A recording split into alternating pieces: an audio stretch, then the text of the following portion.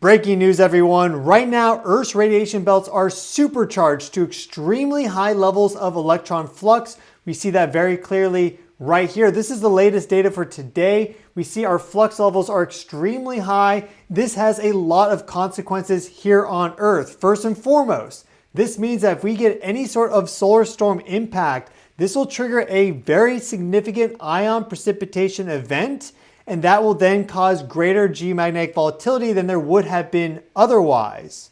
Also, these electrons in the radiation belts, they're also known as killer electrons because if they reach a certain flux value, they can cause deep dielectric charging to satellites, causing them to have malfunctions and short circuits and things of this nature. So this right now is very hazardous for any sort of satellite environment. And in addition to all of that, when we have this sort of intense ion precipitation from any sort of solar activity that heads our way, that also changes the weather here on Earth. And so if you have stable weather systems, then that generally doesn't really do much. But if you already have volatile weather systems, then that can cause them to become even more volatile. And that's the situation that we are in right now. So with these supercharged radiation belts, we have a greater chance of very powerful geomagnetic activity as a result of solar activity. And right now we do have an enhancement of the solar wind headed our way. So that's very likely going to cause a pretty significant ion precipitation event,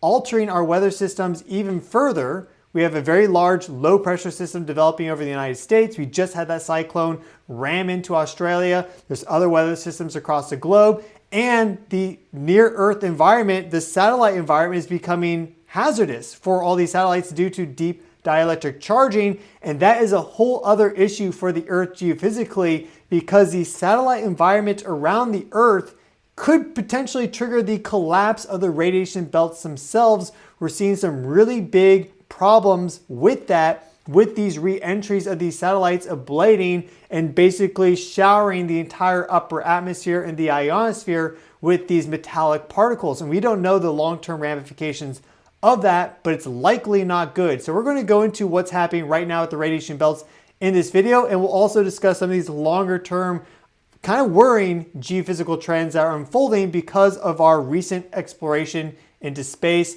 Hi everyone, welcome to the video. I'm your host, Stefan Burns. Let's jump right in. Right at the beginning, let us mention that we do have some enhancement of the solar wind headed our way. I talked about this in yesterday's live stream, the solar shock wave.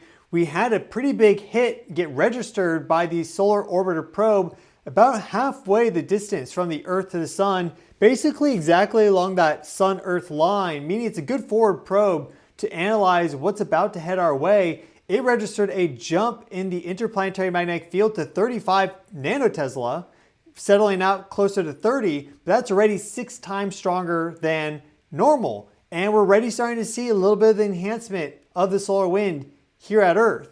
And so it looks like we have a pretty big solar shock that's going to be impacting the Earth very, very soon, just within hours, perhaps up to 24 hours from now. And that is then probably going to trigger a pretty significant ion precipitation.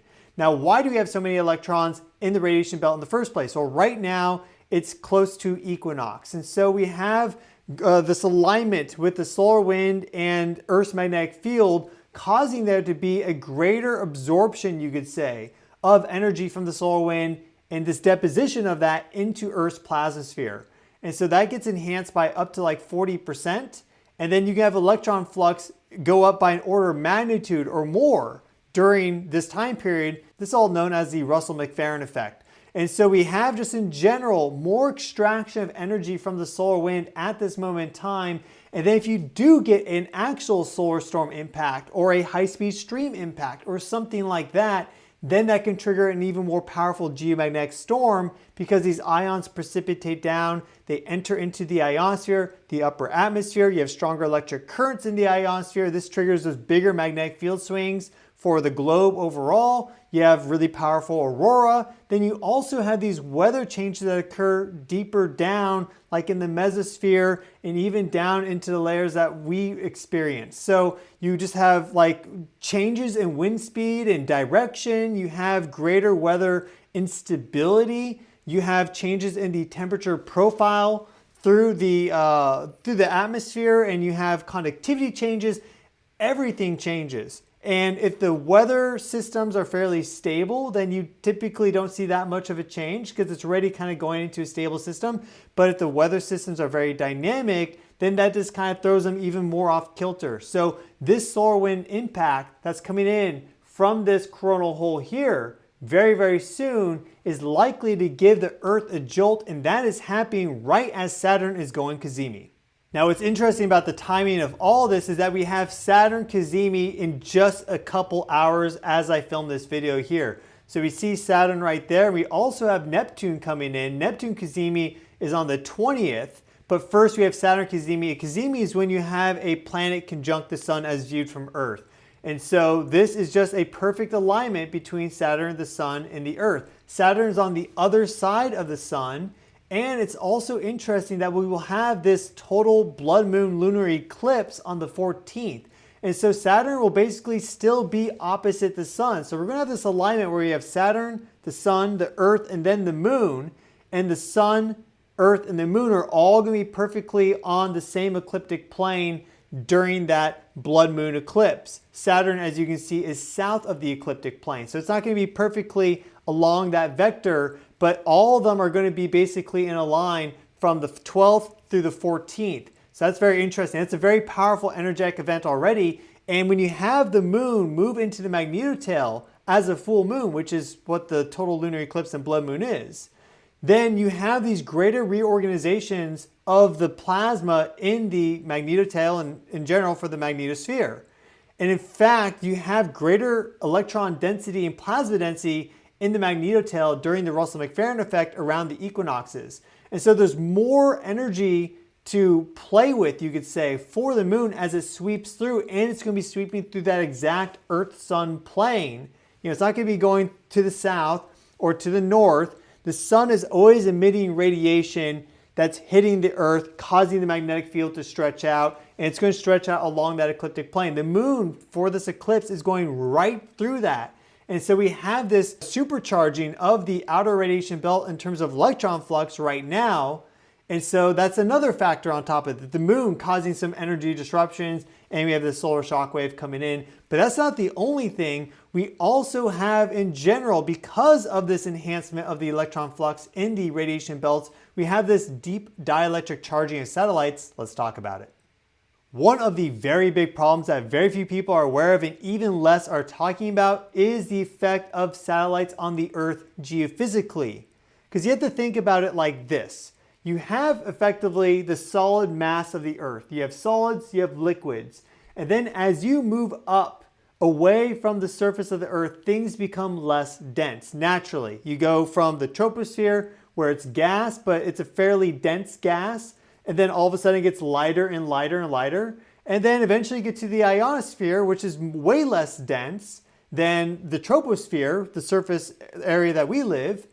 But now it slightly has some charge to it. It's 1% plasma, slightly ionized. And you go even further out to the radiation belts and the density goes down like crazy, but the energy in each single ion, electron, proton, even some heavier ions like oxygen, it goes up and up and up. Well, look at all these satellites here. With these mega constellations that we are building, private, and with all the satellites that have already been put up by governments and more, we are adding a ton of mass to this part of the Earth that naturally does not have much mass. It has very, very, very little mass. And so when you have this enhancement of the electron flux to these critical values, so much so that can cause this deep dielectric charging, that causes more of these satellites to have these malfunctions and to burn up. And we've been seeing, for example, with Starlink, they've been having a lot more satellites burn up than they would like. And especially during like a powerful geomagnetic storm. And so what are these satellites made out of? Well, let's say one Starlink satellite is typically about 1,200 kilometers, mostly made out of aluminum, but other metals too. These are all very conductive metals.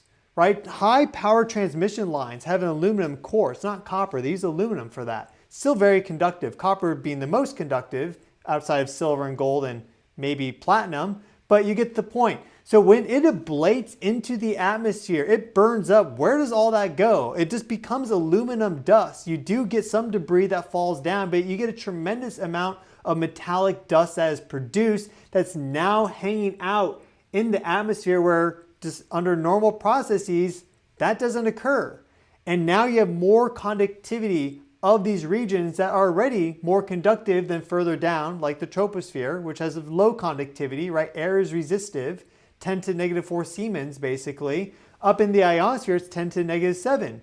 And it's that conductivity of the ionosphere, which is host to electric currents, which generate these magnetic field swings, which then cause these geomagnetic storms that we experience on Earth, right? The actual magnetic field swings that we register with the magnetometer on the surface are primarily generated from these electric currents that are pulsing in the ionosphere 50 kilometers up, 100 kilometers up, 200 plus kilometers up. Well, those generate geomagnetically induced currents in the ground and in anything that's conductive. So that's also our bodies, but primarily more so these high power transmission lines and the power grid and things of this nature, buried cables.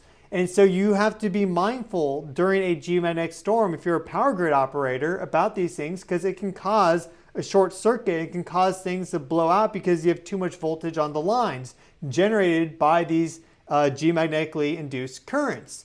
So by putting things into space and then having these geomagnetic storms come in, causing them to ablate into the atmosphere, that in fact is creating this positive feedback loop where now geomagnetic storms are going to continue to get stronger and stronger because there's more conductive material up in the atmosphere than there was before under natural processes. All this aluminum ions and everything else, right?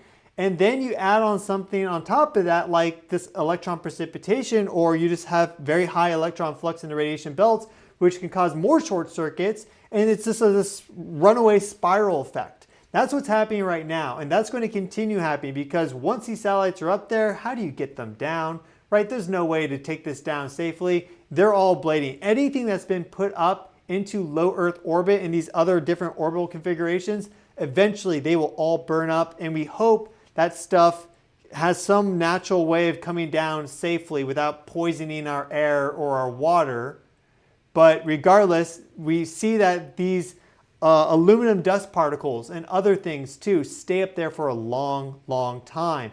And so by putting stuff into space, it's also going to weaken its own infrastructure and ability to stay up in space.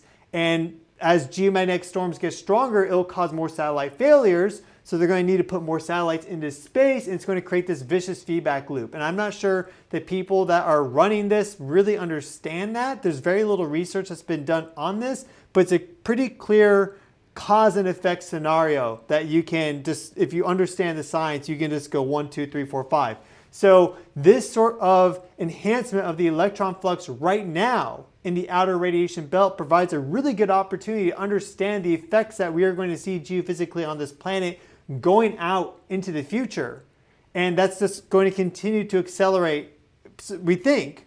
That seems the most likely scenario with time.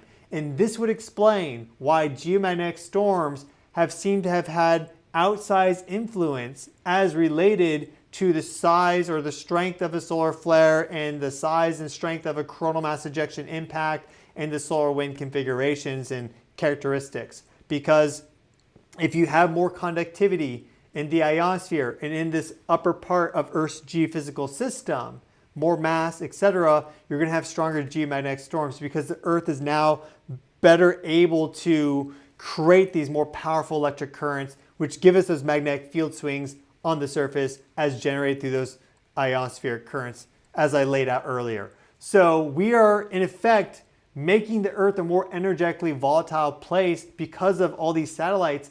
And let's not forget this, all right? This is something that very few people also talk about. The radiation belts themselves, they have never been measured in situ.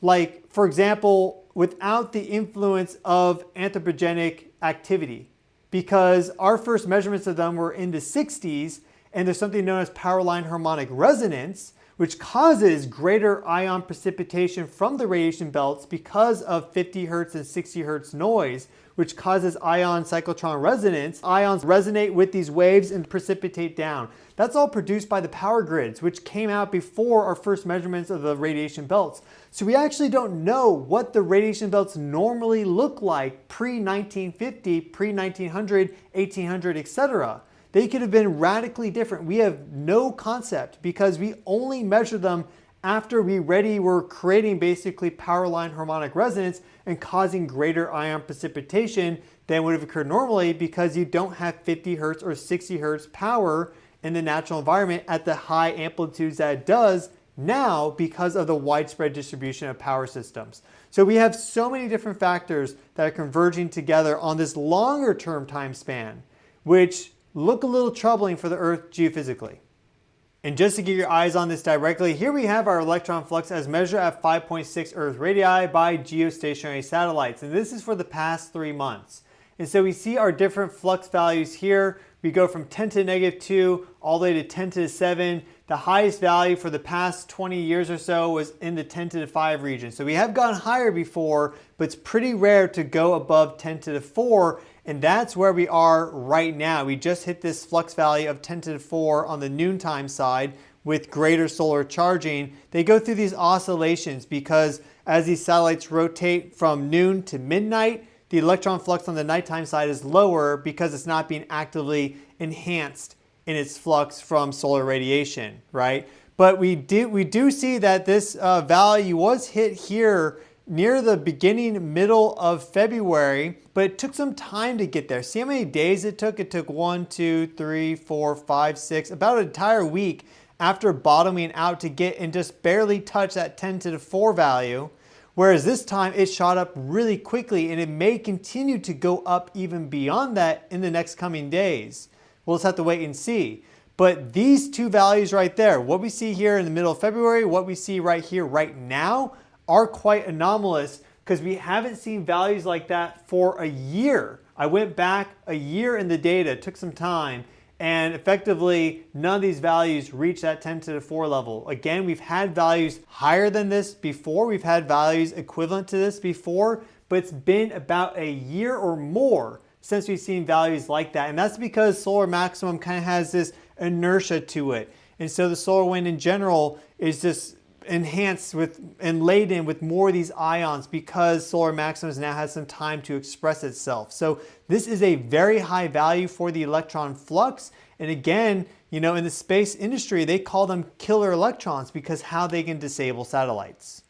So right now, things here on the surface of the Earth may be fairly calm and normal, but in the outermost edge of our plastosphere, things are really becoming supercharged. Electron flux went from low levels really quickly to the highest flux levels that you basically can have. And that poses a hazard for satellites because of this deep dielectric charging and all the downstream effects of that we discussed in this video. And then also a significant ion precipitation event. This electric rain can cause, for example, a strengthening of the ionosphere, stronger electric currents, and then that induces strong telluric currents in the ground surface, and that can also further modify the weather, especially if it's already unstable and kind of volatile weather patterns. If it's more stable weather, then there's less to worry about. But there's a lot happening right now. If we get some sort of solar storm impact, or let's say the moon moving through the magnetotail does cause a disruption to the plastosphere and causes a little bit of a electron ion precipitation,